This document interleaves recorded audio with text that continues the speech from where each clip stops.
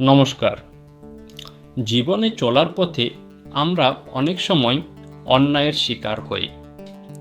পরিবার, আত্মীয় পরিজন, প্রতিবেশী, অনেক কাছের মানুষও আমাদের প্রতি অবিচার করে।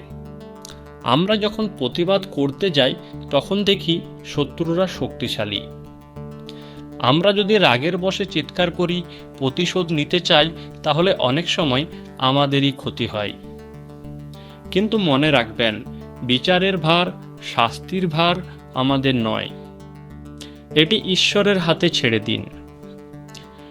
একটি সত্য কথা মনে রাখবেন, নীরবতা সবচেয়ে বড় শাস্তি।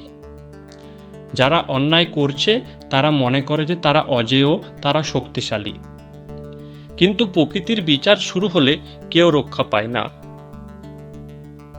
আপনি যদি ধৈর্য ধরতে পারেন, যদি নীরব থাকতে পারেন, তাহলে প্রকৃতি ইঞ্চিতে ইঞ্চিতে বিচার করবে। আপনি প্রতিশোধ নিতে যাবেন না, প্রকৃতি নিজেই প্রতিশোধ নেবে। আপনার কষ্টের প্রতিটি মুহূর্ত ঈশ্বর দেখছেন। অন্যায়কারীদের জন্য সময় অপেক্ষা করছে। ইতিহাস সাক্ষী, অন্যায়কারীরা কখনোই শেষ পর্যন্ত বিজয়ী হয়নি। 1757 সালের পলাশীর যুদ্ধের কথা মনে করুন। নবাব সিরাজউদ্দৌলার বিরুদ্ধে যারা বিশ্বাসঘাতকতা করেছিল, তাদের শেষ পরিণতি কি হয়েছিল? ইতিহাস ঘেঁটে দেখুন।